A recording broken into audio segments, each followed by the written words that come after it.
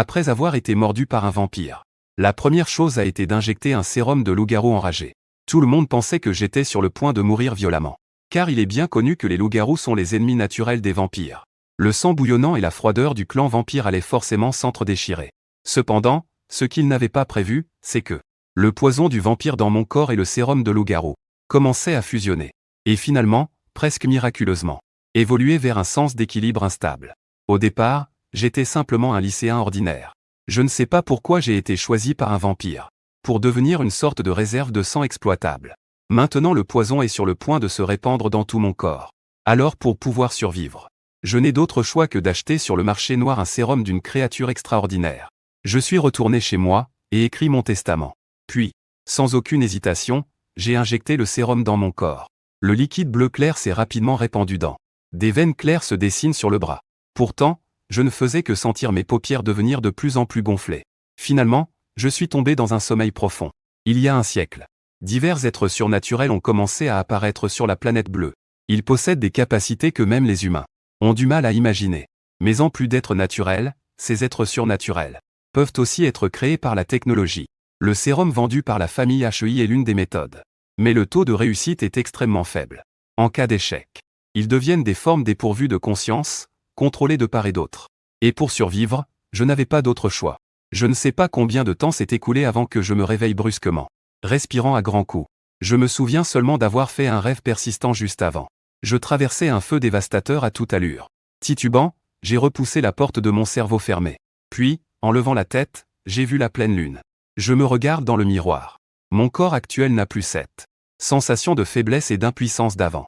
Au contraire, une force puissante grandit dans mon corps. Comme si ma propre insensibilité changeait. On dirait que j'ai réussi à évoluer en éveillé. Mais dans quelle direction mon éveil se fait-il ? Je lève la tête vers l'ampoule qui clignote dans la pièce. Inconsciemment, je pense à ce que j'ai vu en rêve. Cette lumière de lune claire répandue sur le sol. Presque instantanément. J'ai ressenti un changement dans mon corps. Cette pleine lune éclatante suspendue en l'air semblait déclencher un interrupteur intérieur à manger. Je pouvais clairement sentir chaque cellule de mon corps émettre un désir. Ma main gauche a commencé à changer et gonfler, dessinant des lignes musculaires nettes. Puis des poils blancs ont soudainement poussé. Mes ongles ont aussi commencé à croître rapidement. Ce n'est qu'une question de clignement d'œil. Qu'il s'est transformé en une énorme patte de loup. Le premier talent que j'ai éveillé était la transformation en bête. Mais à ce moment-là, le sentiment d'incongruité dans mon cœur s'intensifiait. Après mûre réflexion, je n'ai tiré aucune conclusion. J'ai instinctivement posé ma main sur ma poitrine. Soudain, je me suis figé un instant. Puis je suis resté immobile jusqu'à une minute après. Mon cœur n'a battu qu'une seule fois. Je me suis rapidement levé et suis allé précipitamment aux toilettes. Regardant mon reflet dans le miroir, j'ai finalement découvert le point d'incongruité. Le moi dans le miroir avait une pâleur maladive. Comme si je n'avais pas pris le soleil depuis longtemps. Puis j'ai cligné des yeux. Et j'y ai même vu des yeux rouge sang. Sans aucun doute, c'était une caractéristique de vampire. Mais tout le monde sait que les créatures surnaturelles, le loup-garou et le vampire sont deux entités complètement opposées. Mais pourquoi il peut y avoir ces deux formes dans le corps en même temps? Tant pis, j'ai secoué la tête pour ne plus y penser. Au moins maintenant je peux continuer à vivre. Cependant, ce que j'ignore c'est que, dans la pièce de l'immeuble en face habite une femme, qui regarde fixement ma chambre. Le changeant, malheureusement, c'est juste un renforcement corporel ordinaire. Le sérum du loup-garou a activé la séquence génétique du sujet expérimental. Mais le renforcement corporel n'est qu'un talent primaire dans la séquence la plus basse. Au départ, je pensais que la personne à cheval aussi était un éveillé du type psychique. La femme bâilla d'ennui. Concernant ceux qui, après avoir été dévorés par la voracité, peuvent toujours survivre. Des exécutants qui tiennent plus de 48 heures. Il était au départ plutôt optimiste. Mais malheureusement, la capacité de talent muté est trop ordinaire. Cela va grandement diminuer la valeur du recrutement. Alors que faisons-nous? Le personnel autour arrêta de prendre des notes. Et leva les yeux pour demander. Bien sûr, il faut entrer en contact. Au moins de cette façon. Notre tourisme à propulsion nucléaire n'est pas. Quant au recrutement, laissons cela au quoi. Après avoir parlé, la femme haussa les épaules. Et bâilla en sortant. Ici, pour couvrir mes yeux rouges purifiés, j'ai temporairement acheté des lentilles de contact journalières. Puis je me suis préparé à aller travailler au convenience store. Dans le vestiaire, j'ai changé pour l'uniforme de travail du convenience store. Dommage qu'il soit un peu court. Après l'injection du sérum, ma taille a augmenté d'un étage entier. Avant, ma silhouette était déjà celle d'un vrai. Le chien de théâtre parmi les chiens de théâtre. Mais maintenant c'est différent. L'évolution a apporté Non seulement une amélioration super sensible, mais aussi des changements dans mon corps. Ma taille est la plus évidente. Ensuite, c'est la robustesse de mon corps. Quand j'ai enfilé ma tenue de travail et suis sorti du vestiaire, une fille en uniforme de supérette, avec des lunettes noires sur le nez, a sorti la tête et m'a demandé avec inquiétude pourquoi je ne prenais pas 2 jours de repos. J'ai agité la main, faisant signe que tout allait bien. Vraiment, ça va. Jeanne YE est venu vers moi, intrigué. Mais il a été un peu surpris en se tenant devant moi. Car Jeanne YE a remarqué qu'il était en fait une tête plus petite que moi. Et mon visage avait aussi subi de légers changements. Pendant qu'il réfléchissait, j'ai brusquement fait 2 pas en arrière. Je me suis tourné la tête et j'ai tendu la main pour me couvrir la bouche. Je me forçais compulsivement à ne pas céder au début. Mais chaque cellule de mon corps envoyait un message de désir en émettant un son. Surtout quand Jeanne YE levait la tête et montrait son érection blanche éclatante. Le parfum corporel qui chatouillait le bout de mon nez me faisait même gargouiller l'estomac. C'était comme si ce qui était devant moi n'était pas son cou, mais plutôt un délicieux petit gâteau. Je me forçais à réprimer ce sentiment. Je savais que cela avait un lien avec la purification après m'être injecté le sérum. Mais clairement, quand j'expérimentais avec du sang frais d'animaux à la maison, je ne portais aucun intérêt. Je reculais de 2 pas de plus, craignant de ne pas pouvoir me retenir, et de devoir mordre dans le cou de Jeanne YE. Juste à ce moment-là, la télévision sur le mur s'est mise à sonner. Nouvelle du soir. Disparition de personnes en cours dans le secteur ouest. Le nombre d'affaires dépasse la dizaine. Le bureau de sécurité lance un appel à tous les résidents, aux citoyens de la base, dans le district ouest où les incidents se multiplient. Merci de ne pas sortir seul. Si vous détectez quoi que ce soit, appelez immédiatement le bureau de sécurité. Je venais de vérifier mon tatouage, car le secteur ouest est celui où se trouvent les supérettes. Mais en tournant la tête, j'aperçois Jeanne YE qui s'avance à nouveau. Je fais rapidement signe de la main, rentre du travail tôt, s'il te plaît. Il semble que ces derniers temps ça ne soit pas très sûr. Je peux m'occuper des autres choses. On se voit demain matin à l'école. Wensheng. Jeanne YE redressa la tête, semble vouloir dire quelque chose. Mais voyant mon regard fuyant, il hocha la tête quand même. Pas de son. Puis j'ai rapidement terminé le travail précédent. Il m'a souri en agitant la main. Ce n'est qu'alors que j'ai ouvert le parapluie. Et j'ai rapidement marché dans l'écran de la nuit profonde. J'ai levé les yeux pour jeter un coup d'œil à l'horloge murale. Il était 1h du matin. Normalement, les bourreaux de travail de la porte d'A accent grave côté devraient commencer à venir en magasin pour acheter un encas nocturne. Mais jusqu'à présent, aucun client n'est entré. Ce qui est plus important, ce sont les changements sensoriels causés par l'évolution, qui me permettent de voir clairement dans le rideau de pluie. La rue est étrangement calme. Il n'y a même pas un seul piéton. Comme si, à part l'épicerie, il n'y avait aucune vie. J'espère que c'est une illusion. J'ai secoué la tête, réprimant à grand-peine l'inquiétude intérieure. J'ai continué à ranger le travail en cours. Mais à ce moment-là, un homme en imperméable noir tenant un parapluie rouge vif passe par la porte. Ce rouge fluide, presque vivant et faible, ressemble à du sang répandu partout. Le sang que j'avais tant de mal à retenir semble à nouveau bouillonner en moi. Non, cette personne n'a pas de battement de cœur. En un instant, des images fragmentées dans ma tête et l'étrangeté devant mes yeux se connectent rapidement ensemble. Je sors précipitamment mon téléphone de ma poche et appelle Jeanne YE. Comme prévu, personne ne répond. Un mauvais pressentiment dans mon cœur devient de plus en plus fort. Je serre alors fermement le parapluie, immobile, puis me mets à courir frénétiquement dans la direction où Jeanne YE est partie. Sur l'immeuble en face de l'épicerie, plusieurs observateurs regardent autour avec vigilance. Installation de divers instruments de détection, avec une dizaine de soldats de l'époque Ekian, en permanence prêts à intervenir. Rapport, une cible spéciale est entrée dans la zone désignée.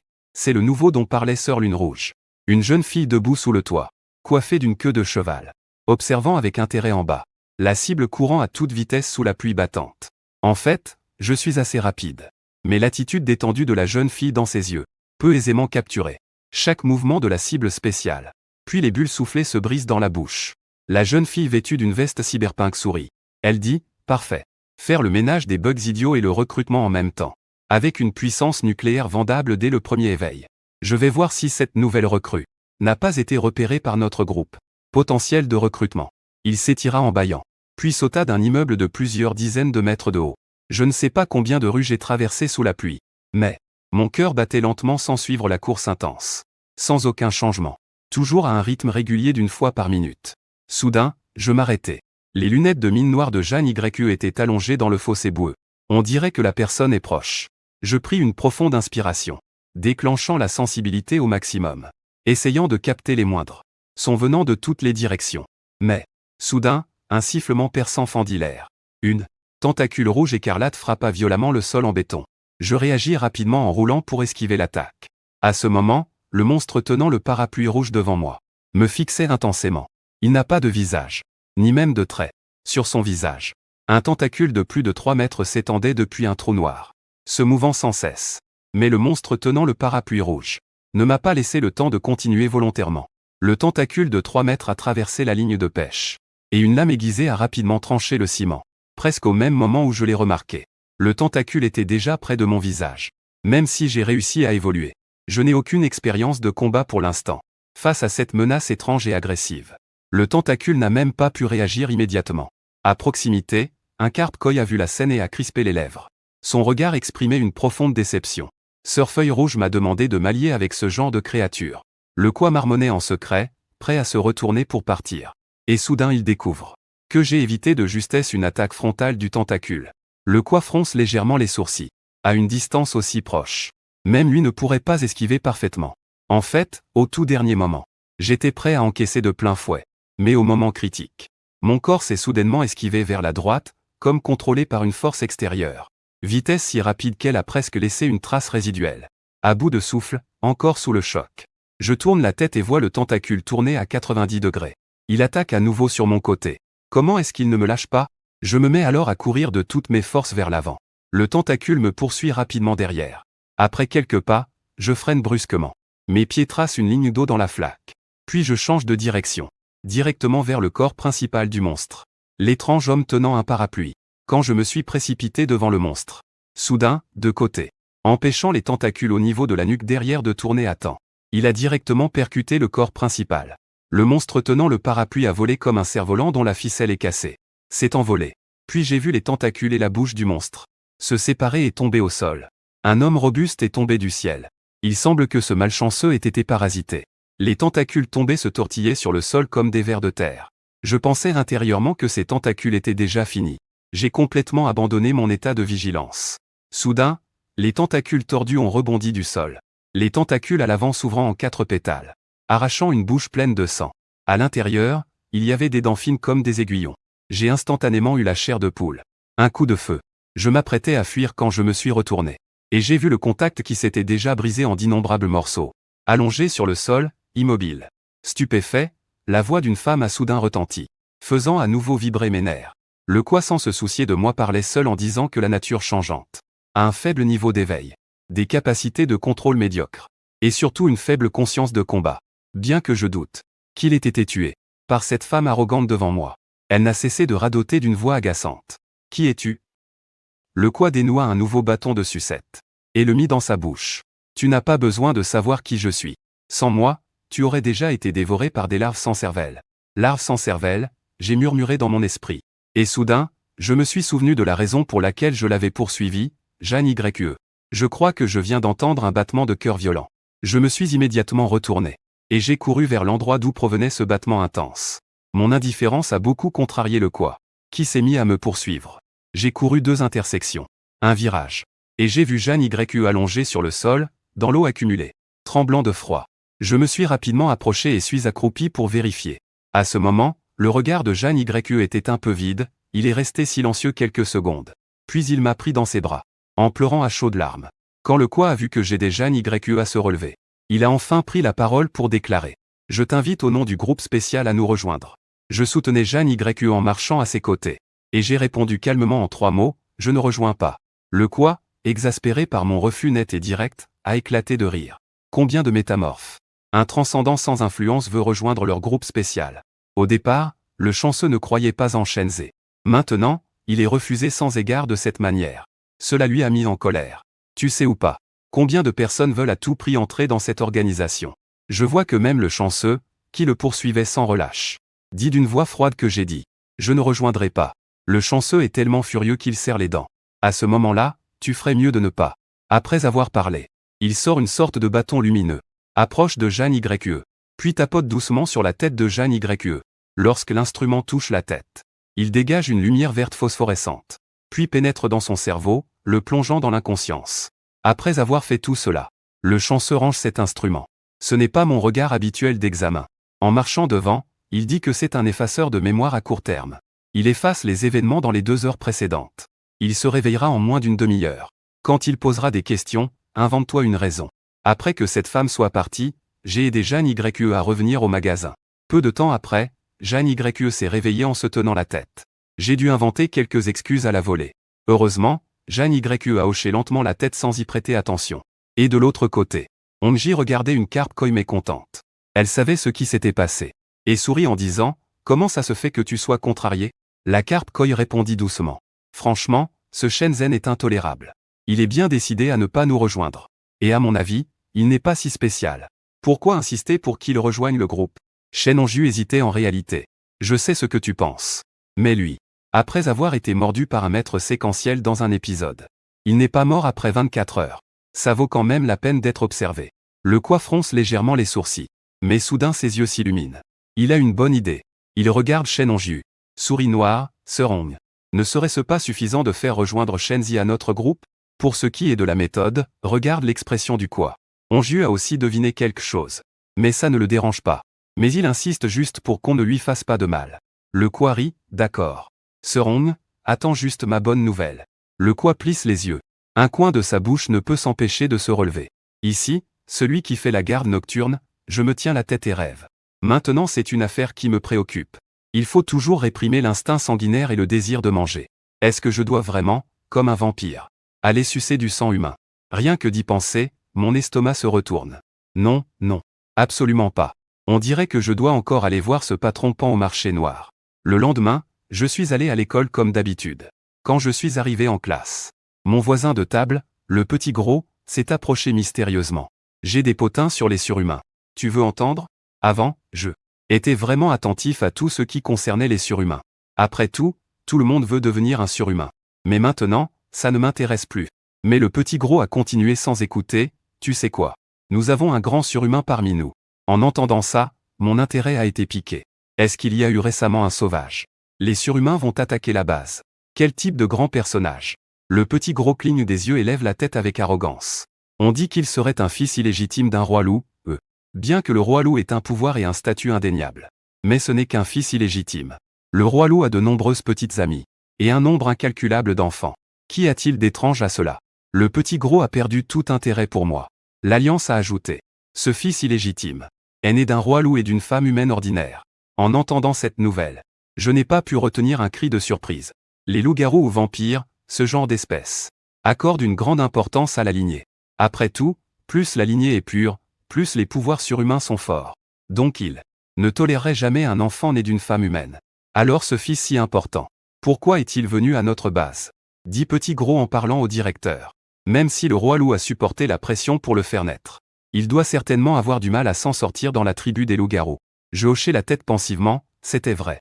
Bien que ce soit dangereux, tant que le roi loup envoie beaucoup de gardes pour le protéger, ils peuvent circuler librement dans la base. Mais petit gros ricana, il y a beaucoup de gardes. Mais ils ont quand même été attaqués par surprise. On dit qu'ils ont perdu beaucoup de sang. Petit gros, voyant mon air choqué, sourit légèrement. Et continua, le bâtard est vraiment incroyable. Il a parfaitement hérité du sang purement royal de son père, le roi loup. Mais avec quelques différences. Son sang est d'un rouge sombre. On dit que c'est bleu. Est-ce que l'empoisonnement des loups-garous est grave? Mon visage a instantanément changé après avoir entendu cela. Ne serait-il pas que le sérum que je me suis injecté n'est autre que le sang bleu du loup-garou? À ce moment-là, je réprime fortement l'inquiétude intérieure. Je demande avec précaution s'il y a d'autres potins. Maintenant je veux ardemment savoir des informations sur cet enfant illégitime. Parce que la race des surhumains déteste le plus qu'on leur prélève du sérum changeant. Être découvert équivaut à une élimination directe. Ils ne feront absolument aucun cadeau. Que d'autres nouvelles pourrait-il y avoir? La tribu de son père a déjà fait savoir que si la personne responsable est attrapée, elle sera saignée à blanc et écorchée, réduite en cendres après avoir brisé ses os. Tous ceux qui y sont impliqués seront tués sans pitié. J'ai inspiré profondément après avoir entendu cela. Et j'ai réfléchi avec effort à comment me cacher ensuite. Je regarde les veines qui pulsent sur le dos de ma main, sans savoir de quelle couleur est mon sang maintenant. S'il est bleu, il serait trop difficile de le cacher. En y pensant, je me précipite dans une cabine des toilettes. Je dessine sur une veine avec un ongle pointu, la grattant doucement. Rouge, je pousse un soupir de soulagement. Heureusement, le sang n'a pas changé. Après tout, le sang de loup bleu est un poison mortel. Même 100 doses ne suffiraient pas à me tuer. Mais au moment où je sors des toilettes, j'entends des cris d'alarme venant du terrain de sport. Je lève les yeux, et je vois de nombreux élèves fuir en panique de la cantine en criant. Des surhumains tuent des gens. Des surhumains mangent des gens. Pourquoi des surhumains apparaissent-ils dans le campus et attaquent des étudiants ordinaires? Aujourd'hui, je ne ressens rien. Bien que renforcé, la distance avec la cantine, je ne peux pas encore voir clairement. Portant des doutes dans mon cœur, je cours vers l'escalier. Arrivé sur le terrain de sport, je longe la bordure végétalisée en direction de la cantine.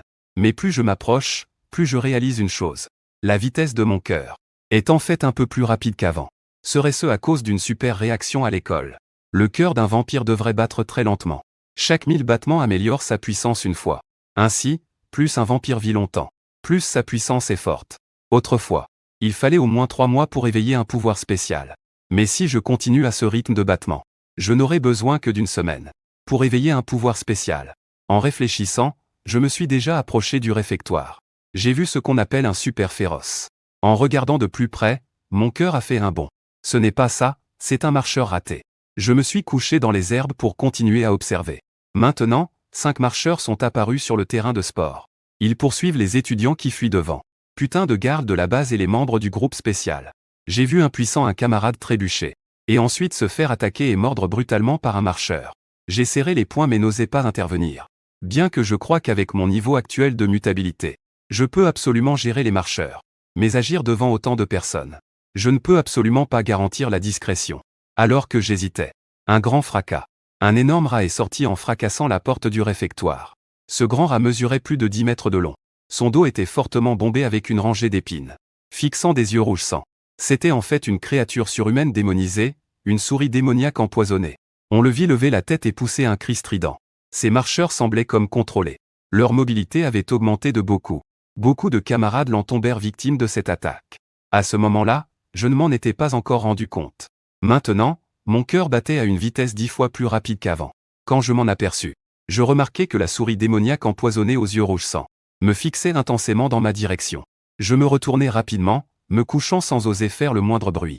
Mais à la seconde suivante, une goutte de liquide inconnu tomba sur ma tête. Presque instantanément, je me propulsai vers l'avant en utilisant mes mains et mes pieds. Sale bête. Le sens de l'odorat des créatures surhumaines démonisées est vraiment développé. Ils doivent avoir perçu l'aura changeante que je dégageais. Sinon pourquoi autant de camarades se seraient précipités vers moi? Le bruit de pas sourd venant de derrière. Comme un signe de mort. Je serre les dents et cours à toute vitesse. Il y a trop de monde à présent, trop de regards. Sinon, que ce soit un vampire ou un loup-garou, la vitesse pourrait rivaliser avec cette sale souris. Mais hélas, son corps est trop massif. Une distance de 4 ou 5 mètres n'est qu'un demi-pas pour lui. Je pense désespéré qu'il sera difficile de ne pas être repéré maintenant. Je regarde la souris attaquante sauter en l'air sur ses 2 jambes. Jin Yang est déjà prêt à agir. Juste à ce moment critique. Dans la cime d'un grand arbre à côté, une branche pointue jaillit soudain, directement en direction de la souris en plein saut. Et comme son corps est trop gros et peu agile, il ne peut absolument pas éviter la branche. Il est touché en plein vol et heurte le mur à côté. Je regarde stupéfait un homme en tenue camouflage. Un grand homme est apparu à côté. Pour ne pas te faire repérer, tu as vraiment bien tenu le coup. Tu n'as vraiment pas peur de mourir. Mon cœur s'est serré. Qui est cet homme? Et il sait déjà tout sur moi. Ne serait-il pas un membre de la tribu des loups-garous? Cet homme semblait avoir lu dans mes pensées. Il a lâché juste 2 mots puis s'est dirigé droit vers le nombre de démons transpercés. Chanceux, en fait l'autre personne est comme moi un porte-bonheur. Nous sommes tous 2 des membres spéciaux de la base. Puisqu'il est aussi un surhumain, j'étais rassuré. Je me suis alors rapidement levé pour partir. Mais je ne suis pas retourné au bâtiment des cours. J'ai quitté l'école pour rentrer chez moi. Juste au moment où je sortais la clé pour ouvrir la porte. Mon visage s'est soudain assombri. J'ai été choqué de voir le cure-dent coincé dans l'encadrement de la porte avant de partir. Qui est maintenant tombé par terre? Ont-ils déjà réussi à me retrouver aussi vite? Je me suis immédiatement retourné et j'ai monté les escaliers. Jusqu'à atteindre le toit. Et j'ai vite repéré 4 personnes suspectes rôdant près d'ici. Les loups-garous ne cachent pas du tout leur queue de loup. Ils ont même peur que personne ne le sache. Qu'ils sont des loups-garous. Mais peu importe le but qu'ils ont en tête. Avec tant d'audace. Aujourd'hui, je ne peux pas rentrer chez moi. Je suis alors retourné en arrière et revenu à l'école. À peine arrivé sous le bâtiment scolaire, j'ai rencontré quoi? Qui avait une sucette dans la bouche. Il regardait en riant vers moi en souriant comme un métamorphe. Tu as regardé sans rien faire alors qu'il contrôlait un marcheur. Engloutissant des camarades sans broncher. Et même quand il t'a poursuivi, tu n'as pas réagi. Je dois vraiment t'admirer. Ai-je répondu en riant froidement. Je me suis arrêté, lui tournant le dos. Sans assurance absolue. Se mettre soi-même en danger. Ce n'est pas un héros mais un idiot. En disant cela, quand j'ai de nouveau fait un pas pour partir, il a doucement repris la parole. Il semble qu'il y ait beaucoup de loups-garous récemment à la base de la ville. On dit que ce sont des enfants illégitimes du roi des loups. Leur sang a été prélevé pour fabriquer un sérum. Je ne sais pas où ce sérum va finir. En entendant cela de quoi, mon épaule a légèrement tremblé. J'ai essayé d'adopter un ton très calme en répondant. Vraiment ? Alors votre équipe spéciale ne devrait-elle pas se dépêcher pour retrouver l'odeur du sérum? Sinon, si la tribu du roi des loups fait des troubles à la base, vous ne pourrez pas dire que vous n'êtes pas responsable. J'ai fait un effort pour feindre une impasse. Mais j'avais toujours l'impression qu'il m'avait percé à jour. Je n'ai eu d'autre choix que de monter rapidement pour éviter tout contact avec lui. Peu de temps après être arrivé en classe, le professeur est entré avec un visage sévère. Informer l'école de la suspension des cours. Je m'y attendais, ce n'était pas une surprise. Mais ce que le professeur principal a dit ensuite m'a fait monter le cœur. Pendant la période de suspension, personne ne doit se déplacer partout. Encore moins prendre le train interdimensionnel. Chaque jour, en partant de la base, il faut faire un pointage dans le groupe pour informer. À ces mots, toute la classe a éclaté en murmures. La base serait-elle vraiment en danger? Je n'ai cessé de fixer le professeur. J'ai remarqué que son visage était tout empreint de gravité, tant pis. Il faut faire face à l'adversité comme elle vient. J'ai rangé mes affaires et me suis préparé à rentrer chez moi. Mais cette fois, je ne suis pas monté directement à l'étage. J'ai observé un moment de loin. Après n'avoir trouvé aucune trace de loup-garou, je suis rentré chez moi. J'ai vérifié les lieux. J'ai trouvé les affaires. Absolument sans aucune trace d'effraction. Cela signifie-t-il que la porte d'entrée a vraiment été ouverte? Mais ces loups-garous ne sont pas entrés. Je suis assis sur la chaise, regardant le sang frais de bétail sorti du réfrigérateur. Je n'ai toujours aucun désir de manger. On dirait que je dois trouver un moyen de gagner de l'argent pour acheter du sang. Le médicament est nécessaire. Je ne veux pas vraiment devenir un monstre qui suce le sang des gens partout. D'abord aller au magasin demander au patron gros. Combien coûte une bouteille de pierre de sang? Quand je suis arrivé au marché noir du bidonville, j'ai découvert que la boutique était déjà vide. Elle a fermé en moins de 2 jours. Est-ce à cause de la tribu des loups-garous? Vous cherchez le patron? Le patron craignait que les hommes du roi loup ne viennent. Il ne pouvait pas sauver sa vie. Il a fui après avoir vendu cette bouteille de sérum bleu. Je n'ai pas besoin de me retourner, juste entendre la voix, je sais qui c'est. Je ris doucement en disant que tu es vraiment un esprit tenace. Tu as aussi dit que je n'étais qu'un débatteur de bas niveau. Pourquoi un expert d'un groupe spécial comme toi fait-il autant d'efforts pour me convaincre? Le quoi a dit d'un ton indifférent, tu n'as pas à t'en préoccuper. Tu dois juste accepter de rejoindre. Je souris en me retournant vers lui. Ne dis pas tant de paroles pompeuses. Je pense que l'histoire du fils illégitime du roi loup et des loups-garous qui sont apparus chez moi sont tous entre tes mains. Cette fois, le quoi était vraiment stupéfait. Il ne s'attendait pas à ce que je réfléchisse à ce niveau. Ne le voyant pas répondre, je continue d'attendre. Quant à pourquoi le roi loup a accepté de coopérer avec vous, je ne sais pas. Mais ton but, c'est de me faire ressentir un sentiment d'urgence. Pour sauver ma vie, je vais m'efforcer de m'améliorer pour renforcer ma puissance. Mais cela suppose d'avoir une grande quantité de ressources. Évidemment, moi, un étudiant pauvre qui travaille pour financer ses études et sa vie, je ne peux pas.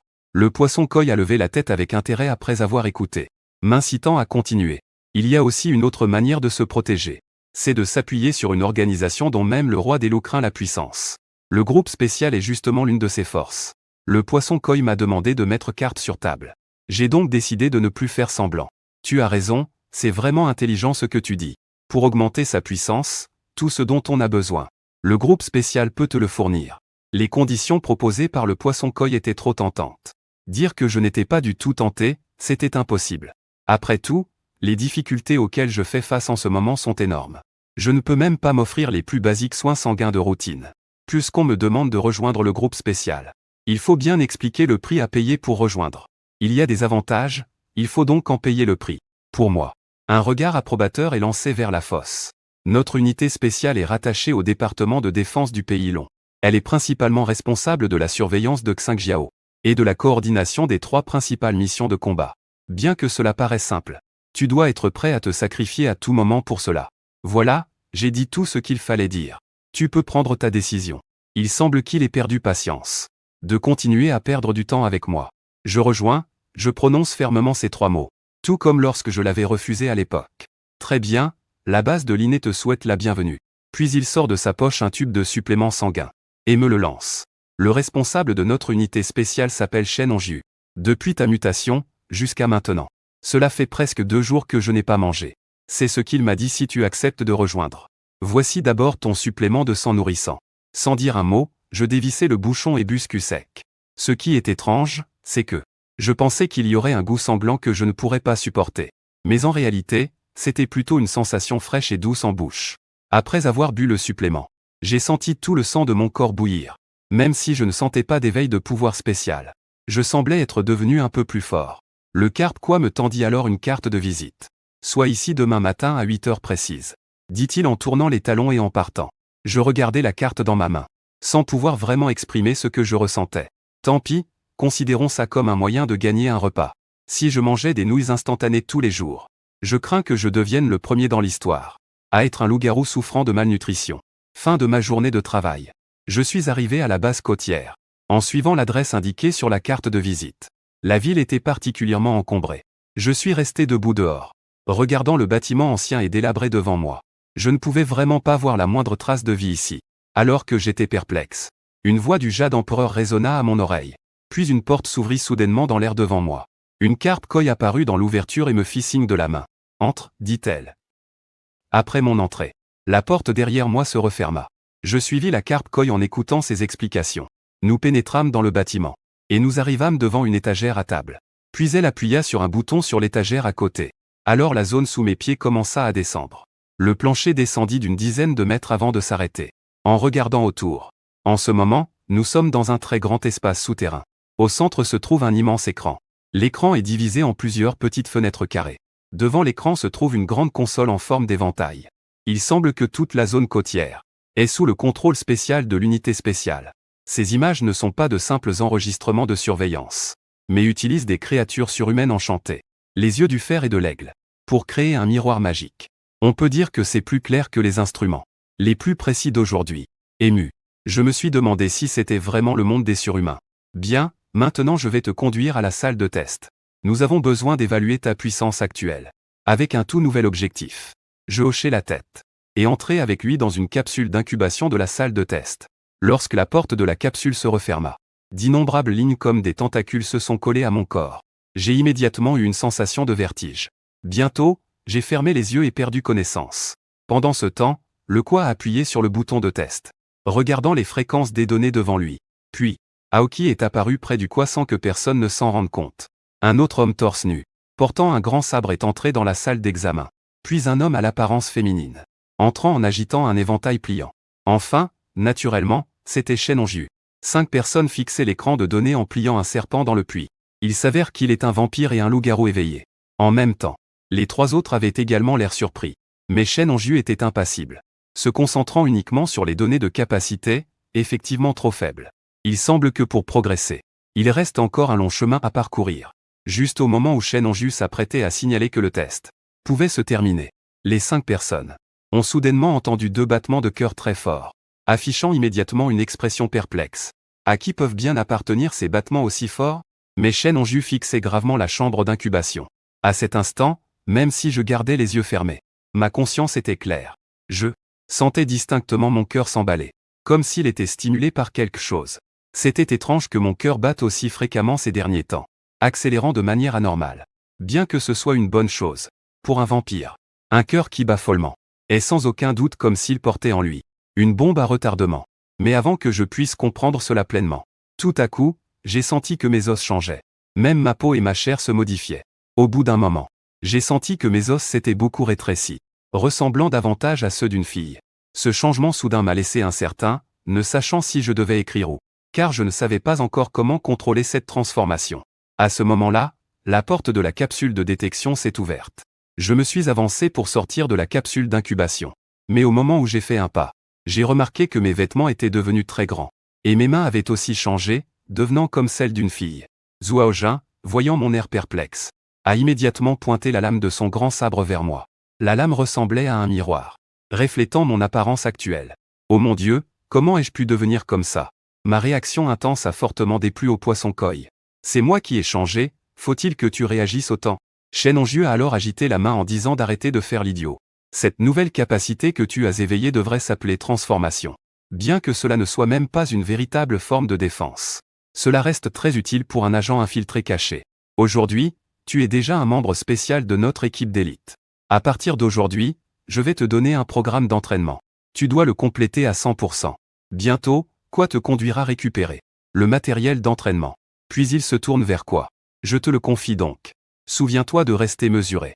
Quoi se frotte les mains en entendant cela et affiche un sourire malicieux. Ne t'inquiète pas, je ferai en sorte que Shenzi, le petit frère, grandisse rapidement. Il m'a dit cela puis, sans attendre ma réponse, il m'a emmené dehors. Je l'ai suivi pour récupérer l'équipement de base spécial. Ensuite il m'a conduit à la salle d'entraînement. Familiarise-toi d'abord avec la transformation. Je ne veux pas. Face à une personne qui me ressemble exactement. Je hoche la tête et m'assois en tailleur, commençant à m'habituer à ce nouveau pouvoir. Après plus de 2 heures, j'ai enfin retrouvé mon apparence normale. À côté, la carpe Koi fait la moue, avec un air de dédain. S'adapter à un nouveau pouvoir. Prend plus de 2 heures. Bon, le temps presse. Commençons maintenant. 3 heures plus tard, je quitte l'unité spéciale. Mon corps semble en morceaux. Cette femme puante est pourtant petite. Avec ses 2 poings réunis, elle ne dépasse même pas ma hanche. Puis un seul point. Mais son pouvoir d'attaque est si fort. Bien que je sois celui qui prend les coups, je sens que ma vitesse de frappe et ma conscience du combat ont considérablement augmenté. Après être sorti du groupe spécial, je suis allé directement au supérette où je travaille. Lors du changement de poste avec Jeanne YE, elle m'a rappelé que le gérant était venu aujourd'hui et avait laissé 2 fruits qu'il ne sait pas d'où il est allé chercher. Elle m'en a donné un et j'en ai pris un aussi. J'ai poussé un cri et ouvert le tiroir. J'ai découvert que c'était un fruit noir. Plus gros qu'un poing. Un fruit du docteur, dont la surface noire était parsemée d'éclats violets. Ne sachant pas ce que c'était, je l'ai simplement mis dans mon sac. Une nuit sans sommeil. Le lendemain, je suis arrivé au groupe spécial, épuisé. J'ai jeté mon sac sur une chaise, prêt à commencer l'entraînement. Je ne m'attendais pas à ce que le fruit roule hors du sac. Le poisson quoi a soudainement poussé un cri aigu, a ramassé le fruit d'un coup, et a crié sérieusement, d'où vient ce fruit? Le directeur du magasin de proximité me l'a donné. Est-ce que ce fruit pose un problème? Le poisson quoi n'a pas répondu, et m'a entraîné pour aller chercher Shen Onju. Quand Shen Onju a vu le fruit, il a immédiatement dit, c'est l'œil d'Outre-Monde. L'œil d'Outre-Monde, hein. Même si on ne sait toujours pas quel fruit c'est. Lorsqu'on entend le nom, on devine que c'est puissant. Shen Onju m'a jeté l'œil d'Outre-Monde en retour. Garde bien ce fruit. Que ce soit pour te le prendre toi-même plus tard, ou pour le vendre aux enchères. Ça t'apportera de grands bénéfices. En voyant leur réaction si forte, j'ai demandé curieusement au chef d'équipe. Alors, quels sont exactement les avantages de cet œil d'Outre-Monde? Shen Onju n'a pas encore répondu. Le quoi à côté a pris la parole en premier, c'est un grand avantage. Un arbre extraordinaire met 300 ans pour porter un fruit. Si une personne ordinaire le consomme, elle peut être anéantie à 100%. À 70%, elle peut devenir extraordinaire. Après avoir entendu cela, j'étais tellement choqué que je pouvais mettre un point dans ma bouche. Mais bien que l'effet de ce fruit soit très terrifiant. Maintenant, je suis déjà réussi dans ma mutation. Tant que je suis en vie, ma force finira par atteindre le niveau extraordinaire. Petit, tu crois que ce fruit ne te sert à rien. Le quoi a des yeux perçants, il a immédiatement vu à travers mes pensées. Tu es vraiment quelqu'un qui ne sait pas apprécier sa chance. Sais-tu combien de détours ce fruit peut éviter? Ça suffit, Shen Onju leva la main pour interrompre le quoi. Aujourd'hui, il sait que trop en savoir n'est pas un avantage. Puis Shen Onju s'est tourné vers moi. Mon conseil est que tu le gardes bien. Souviens-toi, ne laisse surtout personne savoir. Sinon cela pourrait te nuire. J'ai hoché la tête. Je comprends bien le principe de ne pas étaler sa richesse. Cette affaire est temporairement mise de côté.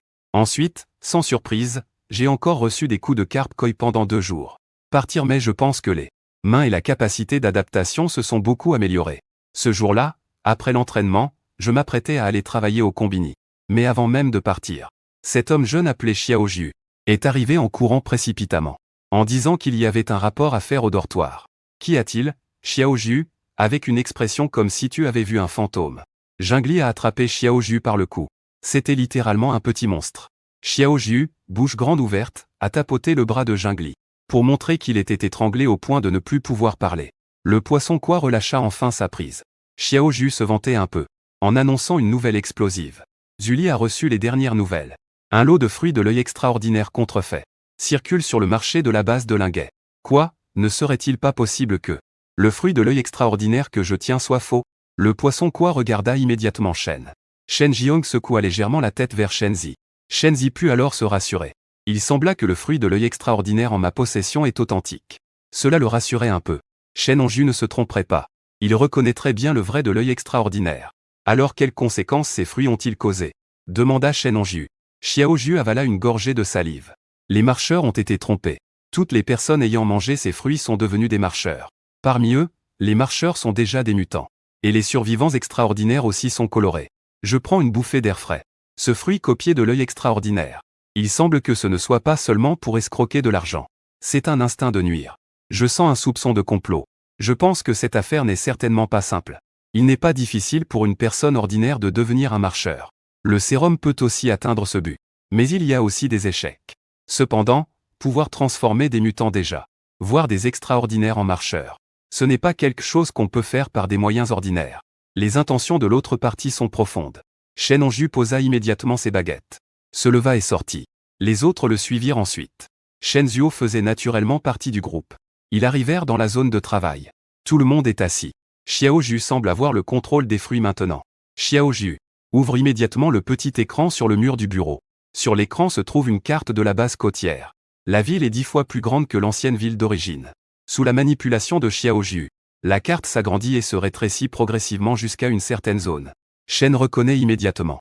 C'est la vieille ville de l'est de la base côtière. Merde, encore la vieille ville. Sa vie couvre la supérette chez lui. L'école appartient aussi à la vieille ville.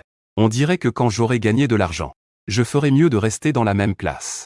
Shen Zixin pense intérieurement. Xiao Ju appuie encore sur un bouton. De nombreux points rouges apparaissent sur la carte de la vieille ville. Il clignote. Ces points rouges représentent-ils le flux des fruits imités? Shen Zi demande. Xiao Ju hoche la tête. Oui, actuellement, dans les indices maîtrisés par l'équipe spéciale. Il y a 13 endroits où il est certain de prévenir le flux de fruits. Ce nombre est vraiment considérable. S'il faut agir pour capturer, beaucoup de forces humaines seront nécessaires. Xiao Ju continue à parler. 13 endroits, parmi lesquels 11 sont des personnes ordinaires devenues marcheurs. Les forces de police ont déjà été déployées pour les capturer. Le problème ne devrait pas être trop grand. Le plus crucial concerne ces 2 endroits. Xiao Ju montre les 2 points rouges proches. Ces 2 endroits, l'un concerne des mutants, l'autre des surhumains devenus marcheurs.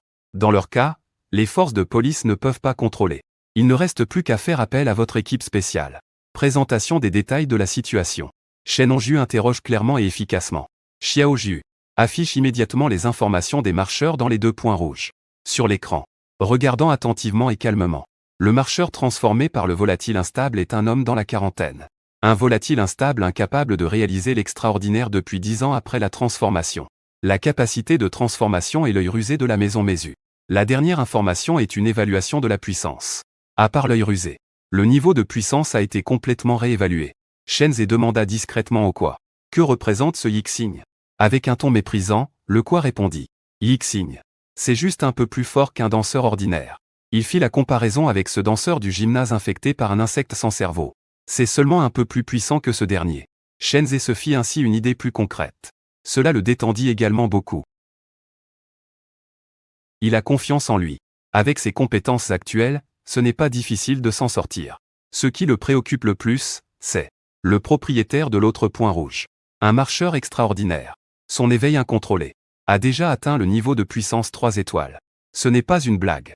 Shen Ze pense que, même à 3 unis ensemble, ils ne peuvent pas battre cet adversaire. Le cerveau du marcheur est déjà vidé. Il agit totalement par instinct. Un contrôleur extraordinaire. La folie poussée par l'instinct. Shen Ze n'ose pas imaginer. Les informations ont été entièrement consultées. Shen Hongju s'est levé. Attention à tous. Je vais maintenant organiser l'opération. Quoi? Tu emmènes Shen Ze. Vous deux. Allez affronter ce rôdeur aux yeux sournois. Laisse Shen Ze se familiariser avec le mode mission. Et accumuler un peu d'expérience de combat. Cette fois, Quoi n'a pas trop parlé. Il a hoché la tête pour montrer qu'il avait compris. Shen Zeng hocha aussi la tête. King Mu. Toi, avec Wen Uzu et Hao Jun, vous trois.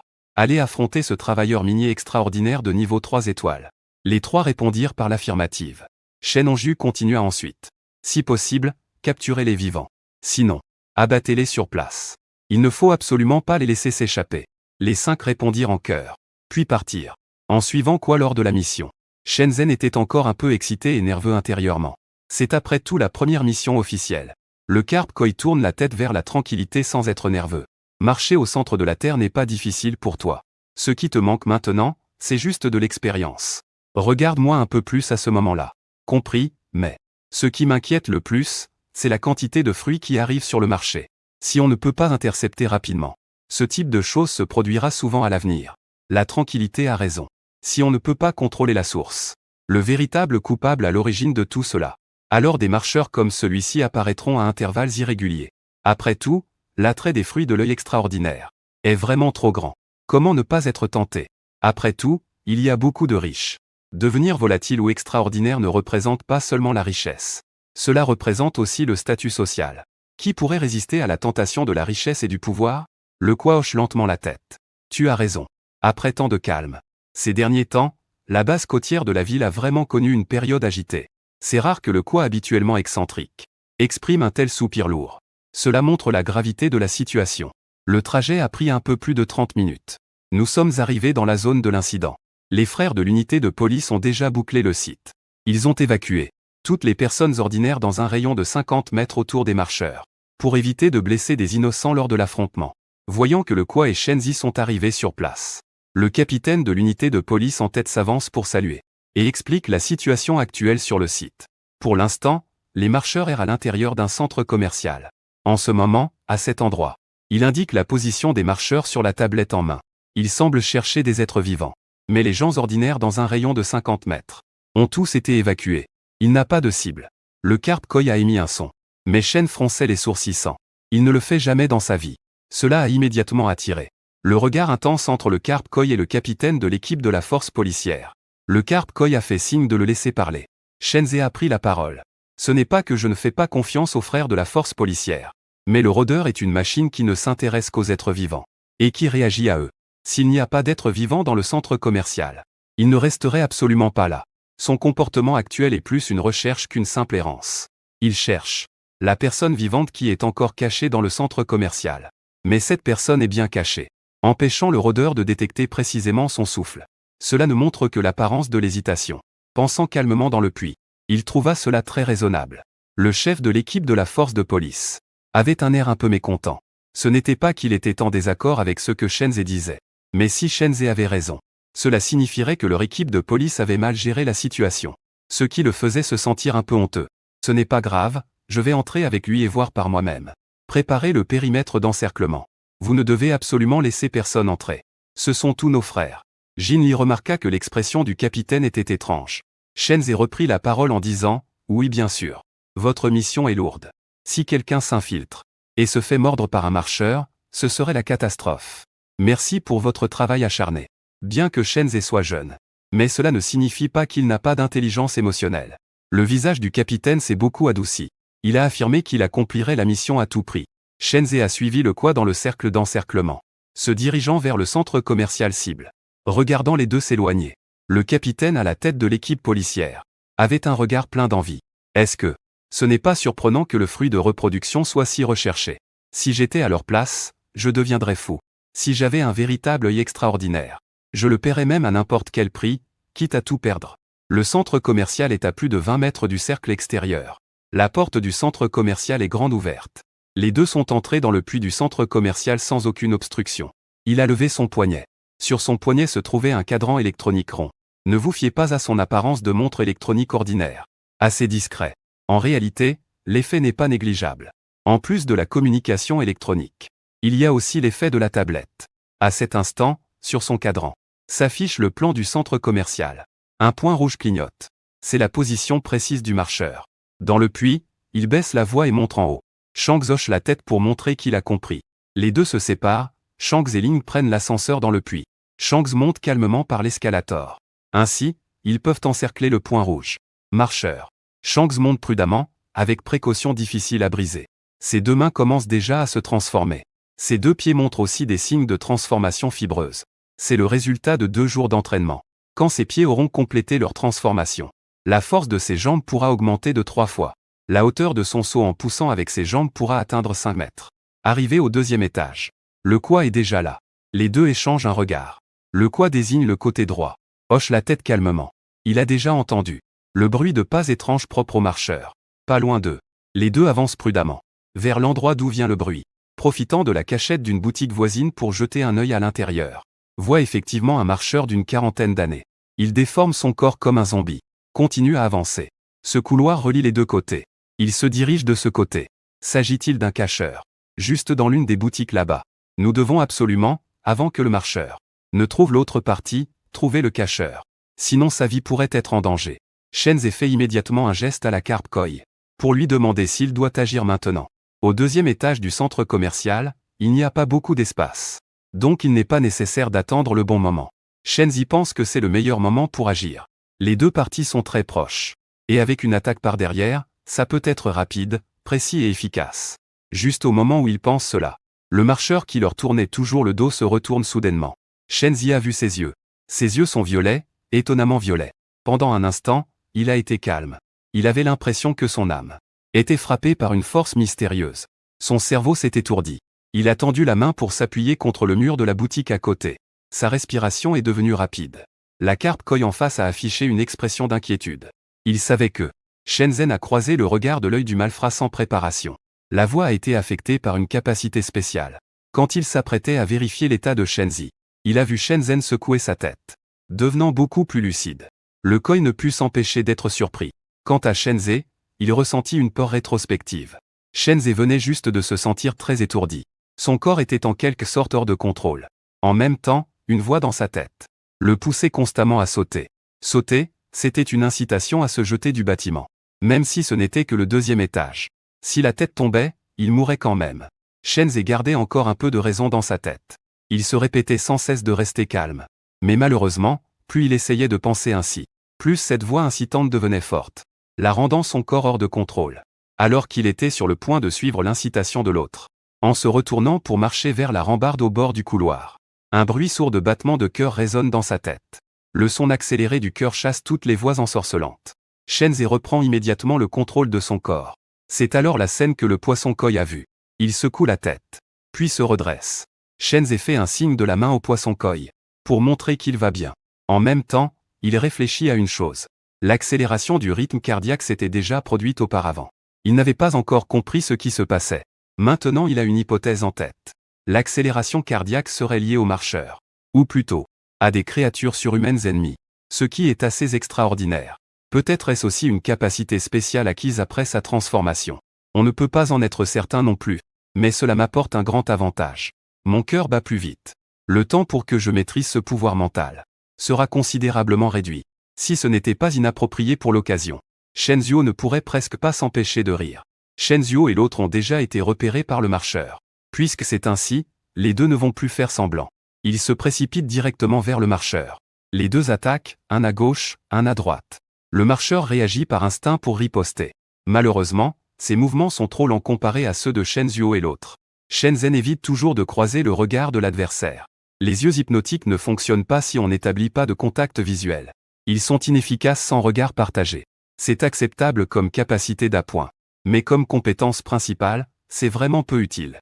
Parce qu'une fois que quelqu'un comprend cette capacité, il évitera délibérément le contact. Et ce, surtout quand il est beaucoup plus faible. L'œil de la fascination ne fonctionne pas du tout. Pas étonnant qu'il ait été classé avec une puissance d'une étoile. Lorsque le marcheur est frappé par un éclaireur dans le puits, profitant de l'occasion, une griffure est lancée vers la jambe gauche de l'adversaire.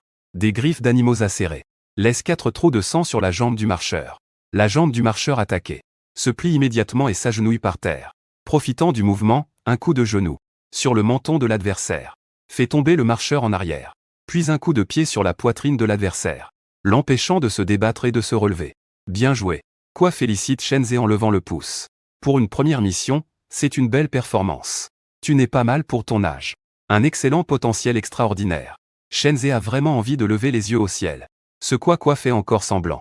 Il parle délibérément d'une voix vieille et arrogante. Je n'ai pas envie de lui répondre. Shenzhe a dit qu'il avait perdu sa capacité de mouvement. Comment le maîtriser? Ceci est aussi considéré comme une capture facile de l'errant. Mais Shenzhen a découvert que personne n'avait préparé de corde à l'avance pour lier quelqu'un. Le quoi a souri et a sorti de son sac à la taille un bracelet noir, sur lequel se trouvait une pierre précieuse dorée, qui scintillait d'une lumière verte. D'un mouvement de revers dans le puits, il a pointé l'anneau métallique vers l'errant. Les poignets joints. L'anneau métallique, comme un bracelet, a maintenu les poignets de l'errant ensemble. La pierre précieuse émettant une lumière verte a immédiatement émis une lumière rouge. Regardant avec une surprise calme, il se demandait pourquoi il n'avait pas ce genre de choses. Sans qu'il ait le temps de poser la question, le carpe chanceuse a déchiré l'ourlet de ses vêtements, et a arraché un morceau de tissu. Que fais-tu? Il regardait calmement le torse déjà à moitié découvert. Il sourit amèrement, c'était déjà gâché, ajoutant des ennuis à une famille déjà modeste. Bien sûr, c'était pour lui couvrir les yeux. Tu ne penses pas l'emmener comme ça, à grands pas et fièrement dehors, n'est-ce pas? Ah, en effet. Il a été maîtrisé. Il n'est pas inconscient. Ses yeux violets de malice sont toujours là. Si quelqu'un le regarde ainsi dehors, cela pourrait causer des problèmes. Le carpe chanceuse a utilisé un morceau de vêtement retiré de Shenzhe pour couvrir les yeux du marcheur. Ainsi, il ne peut plus séduire les gens. Shenzhe soulève le marcheur du sol. Le marcheur continue de se débattre. Malheureusement, il ne peut pas se libérer. Juste au moment où il s'apprêtait à partir, une voix de jeune garçon retentit. Êtes-vous les membres de l'équipe spéciale de la base de l'INE? L'autre partie connaît même l'équipe spéciale, et est apparue silencieusement, sans être détectée ni par lui ni par le poisson koi. Cela fait forcément froid dans le dos à Shenzhe. Si c'était une embuscade, les deux seraient déjà dans une position extrêmement désavantageuse. Se retournant, Shenzhe voit un garçon d'un âge similaire au sien, d'environ 1,90 m de hauteur, au visage robuste. Il a vraiment une allure dure, des traits bien dessinés et anguleux, une mâchoire semblant sculptée dans la pierre. Son apparence ne correspond vraiment pas à sa voix. J'ai réussi à me retenir. Mais le poisson-coq n'est pas du genre à pouvoir se retenir. Il a directement laissé échapper. Shenzhen avait une veine qui pulsait sur le front. Il voulait vraiment faire taire le poisson-coq à la main. Sucer-le sous ses yeux. Le garçon n'était déjà plus surpris. Il ne montrait pas de gêne particulière. Il a de nouveau parlé. Êtes-vous des membres de l'unité spéciale de la base de l'INE? Profitant qu'il regardait le poisson-coq. Le poisson-coq n'a pas caché la vérité. Il a hoché la tête, il allait bien. Votre arrivée me met en sécurité. Le garçon était un peu exalté. Cette fois, c'est le poisson-coq qui lui a posé la question. Qui es-tu? Je m'appelle Aos. Le garçon s'appelle Shenzhe, un garçon fort. Son regard sur Aos était un peu étrange. Doit-on dire qu'Ayo est simple d'esprit ou juste pas très malin? Il a révélé son identité si facilement. Et en plus informé les témoins. Attends, le poisson-quoi vient soudain à l'esprit de quelque chose. Répétant sans cesse le nom d'Ayo. Après une dizaine de fois, le poisson-quoi s'exclame, tu es donc ce fils illégitime du roi loup. Je ne pouvais vraiment pas me retenir.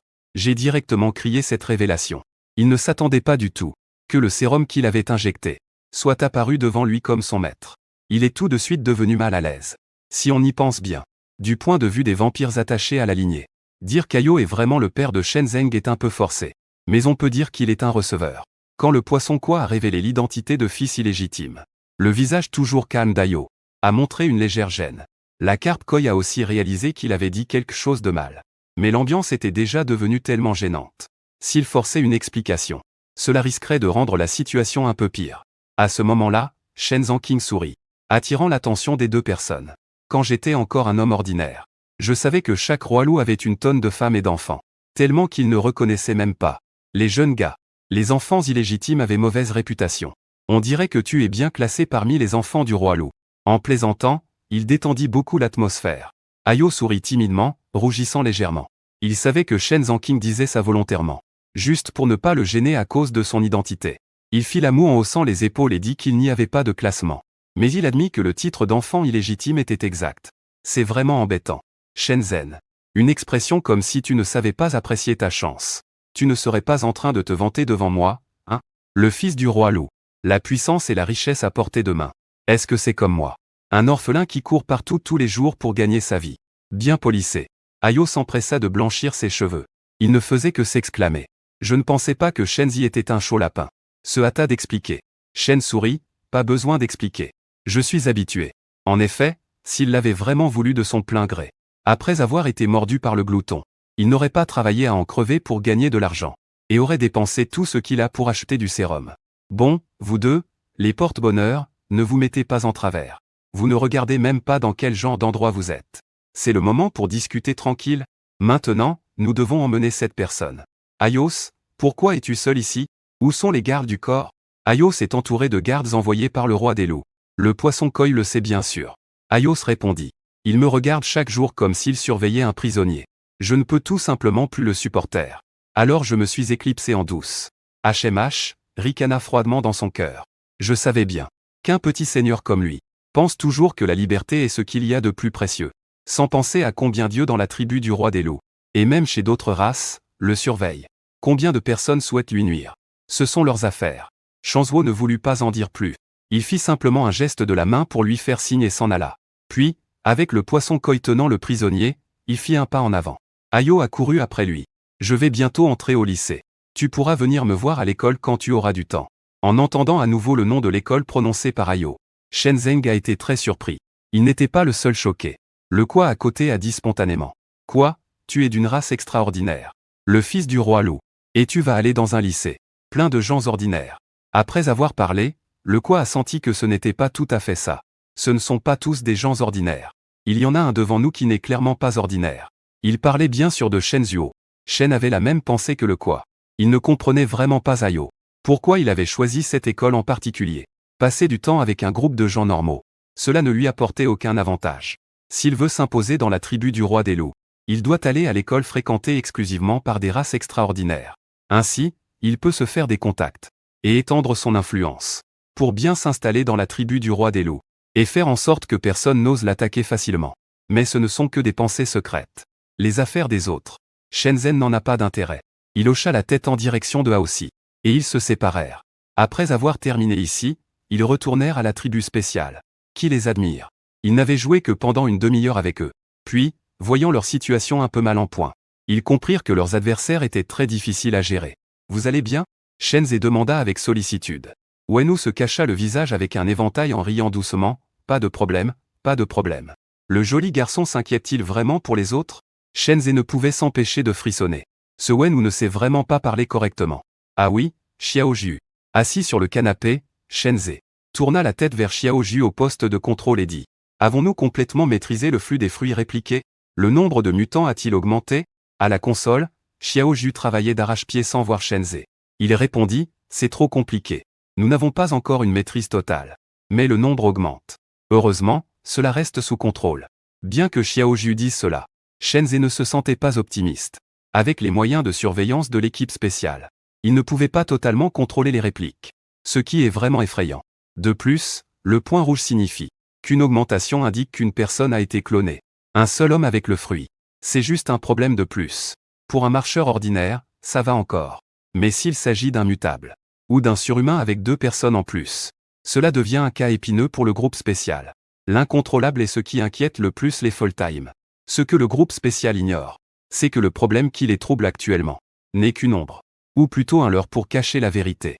Le véritable but de l'adversaire n'a pas encore commencé. Après avoir enfermé les 2 personnes, Shen Hongju est venu dans le hall, et a dit à Shenzhen et aux autres membres. En raison de la gravité de la situation, tout le monde devra faire des heures supplémentaires ces derniers temps.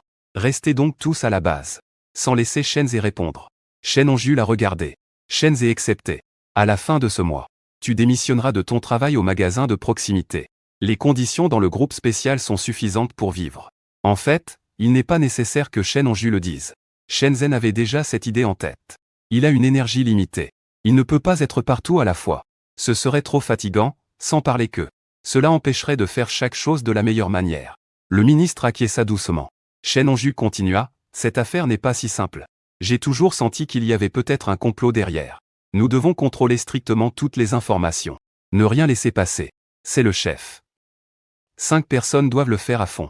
Il reste du temps avant d'aller travailler au magasin de proximité. Profitons-en pour suivre la chance du Kwa. Et continuer l'entraînement en salle. Il maîtrise maintenant environ 80% du changement d'apparence. Il peut changer complètement les traits de son visage et la structure osseuse. Devenir une autre personne. Cela prend beaucoup de temps. Selon le jugement de Shenzhen, il peut maîtriser la transformation de façon absolue en moins de 2 jours. Devenir une autre personne en un instant. C'est vraiment une arme de déguisement. À l'avenir, s'il ne peut pas révéler son identité de transformateur, il changera de visage pour agir. Ainsi, il ne sera pas découvert. À ce sujet, Shenzhen s'entraîne encore plus intensément. Quand il se transforme en carpe Kwa, même lui, en personne, ne peut déceler la moindre faille. La carpe Kwa nage vers Shenzhen qui est devenu identique à lui. Les yeux grands ouverts comme des clochettes en cuivre. Répète sans cesse, je te préviens, gamin. Si tu oses encore me prendre pour modèle, ne m'en veux pas d'être impoli. Il fait un geste comme s'il tirait avec une arme. Posé sur le front de Shenzhen. Shenzhen dissipa immédiatement ses pouvoirs. Pour redevenir tel qu'il était. C'est fini pour l'entraînement d'aujourd'hui. Tu devrais aussi te préparer, te laver et sortir travailler. Shenzhen regarda l'heure, c'était effectivement presque l'heure. Il alla se laver, enfila un autre vêtement et sortit. Arrivé au magasin de proximité, il vit Jeanne YE. Zhang Yue demanda immédiatement à Shen Zeng. As-tu mangé le fruit que le manager t'a donné hier? C'était vraiment délicieux. Je n'ai jamais goûté. Un fruit aussi parfumé et sucré. En entendant les mots de Zhang Yue, Shen Zhuo fronça légèrement les sourcils. Il ne savait pas la nuit dernière que ce fruit était un œil suprême. Un fruit si précieux. Alors il ne fit pas trop attention à ce que tenait Zhang Yue. Il craignait que le fruit dans la main de Zhang Yue ne soit pas ordinaire. Il l'a mangé aussi vite. Shen Zi ne pouvait s'empêcher de s'inquiéter que Zhang Yue subisse une mutation et devienne un marcheur. Alors, au moment où les deux échangeaient, Shen Zi observait Zhang Yue en secret, pour voir si Zhang Yue avait changé. Heureusement, les inquiétudes de Shen Zi étaient inutiles. Le corps de Zhang Yue n'avait pas changé, ce qui signifiait qu'il avait probablement mangé un fruit aux caractéristiques particulières, sans rapport avec le surhumain. Shen Zi poussa un soupir de soulagement.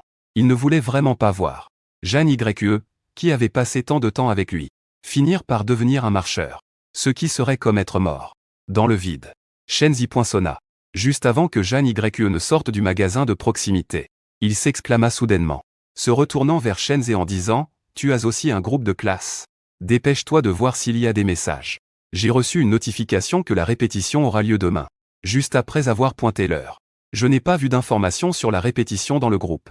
En sortant mon téléphone, je vois que c'est un message récent. Il est confirmé que la répétition aura lieu demain comme prévu. Est-ce que le problème est déjà résolu? Shen Zi n'y a pas beaucoup réfléchi. Beaucoup d'autres élèves ont déjà répondu en bas. Shen Zi a aussi envoyé 2 caractères disant reçu. Puis il est passé au groupe de travail. C'est dans ce groupe spécial qu'il a envoyé un message. Pour dire que le cours commencera demain. Il devra donc attendre d'aller à la base avant de commencer son travail du soir. Shen Hongju a répondu par un bum et sois prudent. C'était une sorte d'approbation de ce que Shen Zi a dit. Il y a eu beaucoup de clients toute la soirée. Shen Zi était un peu occupé. Il se demandait pourquoi, ce n'était pas le week-end. Pourquoi y avait-il autant de clients dans le magasin? Shen Zi ne quitte son travail qu'au petit matin. Après une courte pause. Après avoir fait le relais avec la personne de la seconde moitié de la nuit. Il quitte le convenience store pour rentrer chez lui. Sous l'obscurité de la nuit. Il remarque calmement qu'il y a encore pas mal de passants sur la route. Ce qui le surprend beaucoup. N'est-ce pas ce qu'on disait, que la ville de base n'a pas de vie nocturne? Elle se concentre uniquement dans le nouveau quartier. Dans le vieux quartier, c'est encore correct durant la première moitié de la nuit. Mais durant la seconde moitié, on ne voit presque plus de passants dans la rue. Pour des raisons de sécurité. La topographie complexe du vieux quartier, avec de nombreuses maisons et bâtiments vides, est donc propice à beaucoup de commerces clandestins. La ville cache ses boutiques illégales dans ses bâtiments, où cohabitent toutes sortes d'individus. Il est risqué de se balader tard la nuit, de tomber sur des transactions dont on ne doit pas parler à la lumière du jour.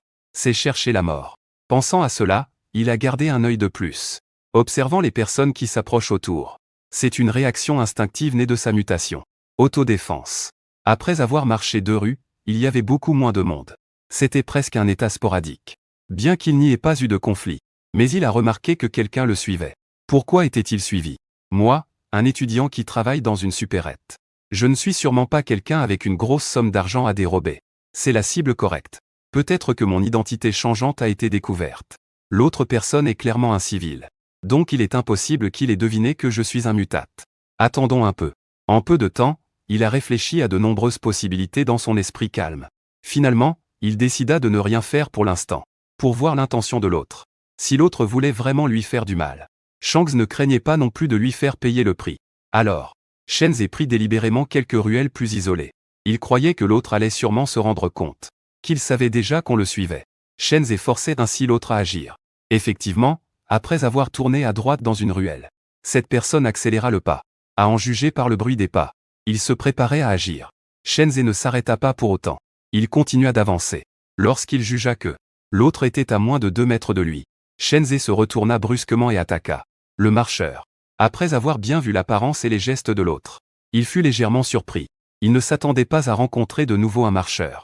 Il maudit intérieurement. Est-ce que j'ai récemment eu un problème avec un rôdeur? Comment est-ce que je peux toujours tomber sur ces choses-là? L'autre était un humain ordinaire devenu un rôdeur. Donc, Shen Zhuo n'a même pas utilisé son pouvoir spécial avec calme. Il a directement maîtrisé l'adversaire en quelques mouvements de combat au corps à corps, le pressant contre le mur. Il a dit, qui t'a donné l'ordre de m'attaquer? Après avoir posé la question, Shen Zi a commencé à penser qu'il devenait fou. Les rôdeurs ne possèdent pas de conscience en marchant. Ils ne peuvent naturellement pas parler non plus. En effet, le rôdeur émettait un grognement. Impossible de prononcer un seul mot. Shen Zi fronça les sourcils. Il comptait initialement rentrer chez lui pour se reposer. Cela lui permettrait d'aller en cours demain matin. Mais à présent, il semble que ce ne soit pas possible. Il a mis le rôdeur dans une voiture et s'est dirigé vers la base de l'unité spéciale. Le chauffeur de taxi regarde Shenzi avec un regard étrange, transportant un homme apparemment désorienté vers un bâtiment abandonné. Un regard très bizarre. Shenzi maudit 7 marcheurs dans son cœur. Expression complètement brisée. Maintenant, devant le chauffeur, il est un pervers. Il n'a d'autre choix que de faire semblant de rien. Le chauffeur conduit très lentement, sans jamais s'éloigner. Shenzi n'a d'autre choix que de rester immobile, jusqu'à ce que le chauffeur ne puisse plus attendre. Quand il sort de son champ de vision, il utilise son insigne pour ouvrir la barrière et entrer dans la base. Il connaît bien le chemin. Il mène le marcheur dans la base souterraine. À la salle de contrôle, il voit Kinmu. Kinmu, voyant Shenzi revenir si tard, et en plus accompagné d'un marcheur, fronce les sourcils. Qu'y a-t-il? Shenzi a mis de côté le marcheur. Et en désignant, il a dit: je rentrais du travail ce soir, suivi par ce marcheur. Après l'avoir maîtrisé, j'ai pensé qu'il valait mieux l'amener ici. Kinmu a fait un petit bruit, sans montrer de surprise, connaissant le caractère réservé de Kinmu. Mais il y avait clairement, dans ce silence, une autre signification. Serait-il possible que les incidents de marcheurs suivant quelqu'un ne soient pas isolés? Tu es vraiment astucieux. Et Kinmu ne l'a pas nié. Puis, en pointant l'écran géant, à partir de 20h ce soir, jusqu'à ce moment précis où tu es arrivé, il y a eu des attaques de marcheurs contre des civils. Plus d'une dizaine en tout. La brigade de police est déjà intervenue pour gérer la situation. C'est le 8e marcheur ramené à la base. Après avoir écouté Aoki, Shenzhou a légèrement froncé les sourcils. La base côtière n'a pas été tranquille ces derniers temps. Comment se fait-il qu'il y ait tant de marcheurs? Serait-ce à cause de ces fruits? Bien que les marcheurs soient des êtres extraordinaires instables ratés, ils restent néanmoins rares. Après tout, ceux qui peuvent se permettre d'acheter le sérum se font injecter sous des préparations minutieuses et ne prendraient jamais leur vie à la légère. Dans ce cas-là, la probabilité de devenir un marcheur est considérablement réduite. L'autre cas est d'obtenir le sérum par des voies non officielles et de tenter en secret de changer son destin. Dans ce cas-là, le sérum acheté est souvent de mauvaise qualité et la probabilité de devenir un marcheur atteint presque 80% voire 90%. Dans ce cas-là, cela signifie presque également qu'être un marcheur mène à la mort. Il est impossible qu'il sorte en bon état pour attaquer les gens. Il semble que tout soit lié aux fruits. Aoki secoue la tête. L'affaire est encore en cours d'enquête. Mais sur un point tu ne te trompes pas. Récemment, la base côtière n'est vraiment pas sûre. J'ai toujours l'impression qu'une main noire s'est déjà étendue sur la base côtière. À l'origine, Shenzhen était satisfait, pensant que le ciel lui avait manifesté sa faveur. Il avait de la chance. Mais petit à petit, la base côtière est devenue comme ça. Il était vraiment désemparé. Aoki vit que le visage de Shenzi était instable, et pensa que Shenzi était inquiet et effrayé. Il s'avança et tapota l'épaule de Shenzi pour le réconforter. Ne t'inquiète pas trop. La ville de la base ne s'effondre pas si facilement. De plus, il y a les affaires nécessaires de notre troupe de protection. Les races extraordinaires seront aussi impliquées dans la mission de protéger la ville de la base. Donc même s'il y a plus de marcheurs, cela ne constitue pas un danger. En entendant Aoki dire cela, Shenzi comprit qu'il avait mal interprété. Secouant la tête, il dit: Aoki frère, ce qui m'inquiète, c'est le cerveau derrière tout cela. Il faut savoir que faire de tant de personnes des marcheurs, le coût est inestimable. Sans parler qu'il y a parmi eux des personnes déjà transformées, et des personnes ayant atteint le stade extraordinaire. Ce ne sont pas des gens faciles à tromper. Pour les duper, qu'ils acceptent d'injecter le sérum ou non, qu'ils dévorent le fruit copié ou non, ce n'est pas une chose aisée. L'analyse de Shen était claire et méthodique. Après avoir écouté, Aoki trouva cela très raisonnable, et tomba dans une profonde réflexion. Les deux ne parlaient plus. On entendait seulement Xiaoju rapporter la situation. Actuellement, des marcheurs attaquent des civils. Il y a eu déjà 18 incidents. 6 personnes blessées peuvent être sauvées. Les autres, 11 personnes sont déjà mortes sous l'assaut des marcheurs. Le seul à en réchapper indemne est Shenzi. Shenzi entendait sans cesse Xiaoju faire des rapports.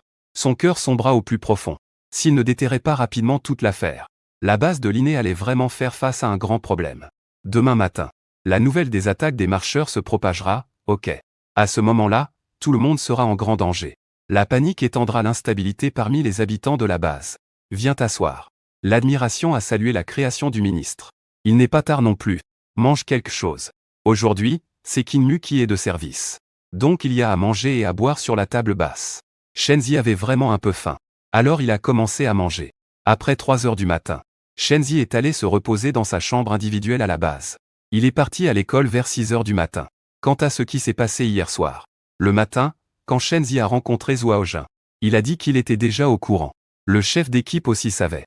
Le chef est allé à l'immeuble de la Ligue surhumaine pour signaler cette affaire au Conseil des anciens surhumains. En entendant cette nouvelle, Shen Zi a su que l'affaire avait déjà échappé au contrôle de l'équipe spéciale. Sinon Shen Hongju ne serait pas allé si tôt à l'immeuble de l'Alliance extraordinaire. L'Alliance extraordinaire, après que Shen Che ait rejoint le groupe spécial. Jin Li lui avait déjà dit que cette organisation est en quelque sorte une institution de gestion créée conjointement par diverses forces extraordinaires instables, ayant des droits de gestion sur les individus extraordinaires instables. Shen Hongju y aller était donc justifié.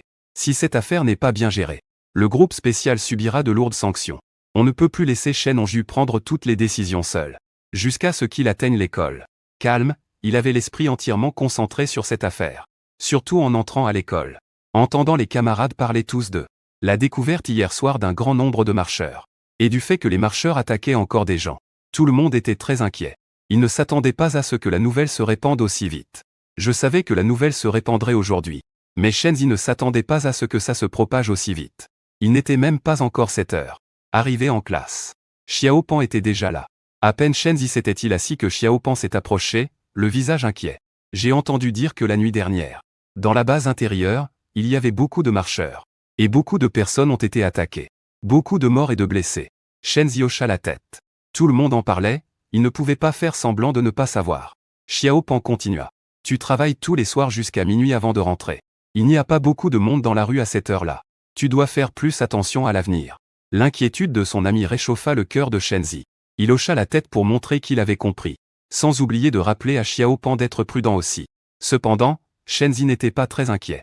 Comme Xiao Pan est si peureux, il n'osera sûrement pas sortir la nuit. De plus, Xiao Pan habite dans un nouveau quartier.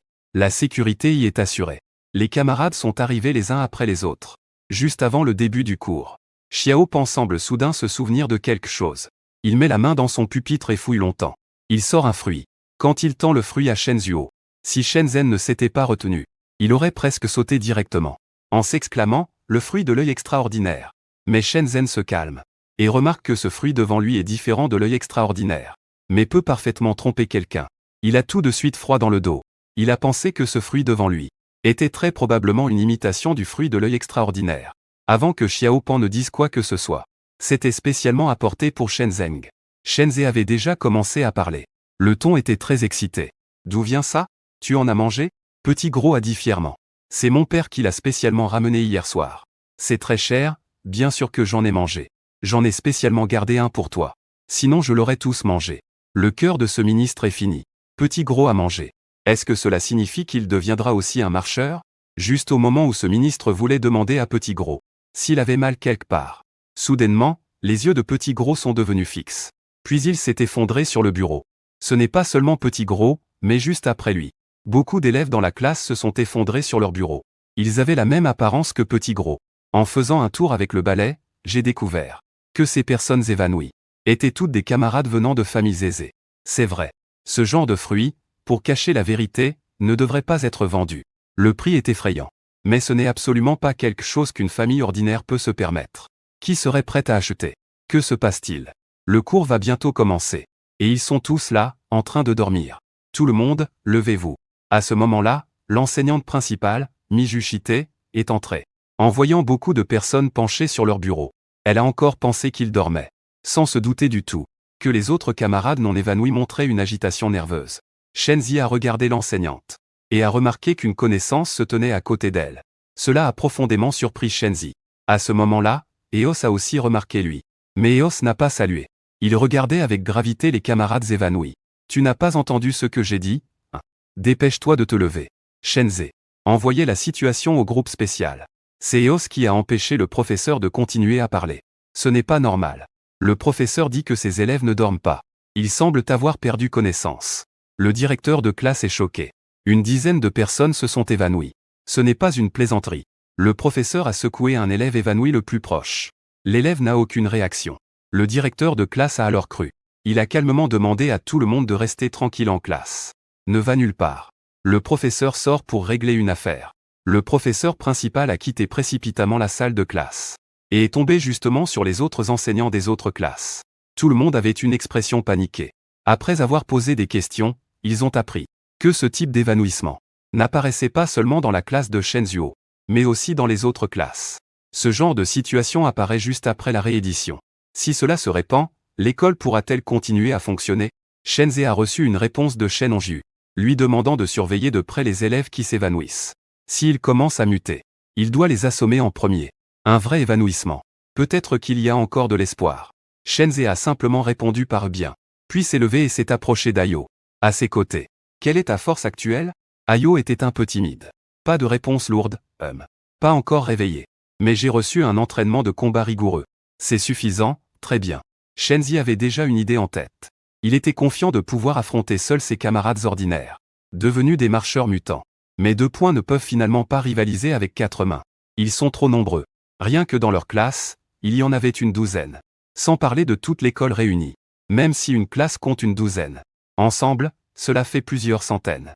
Shen Ze seul ne pouvait tout simplement pas le faire. Mais avec Eaos, c'est différent maintenant. Bien qu'Eaos ne soit pas encore réveillé, il a un avantage inné. Sa force physique est absolument puissante.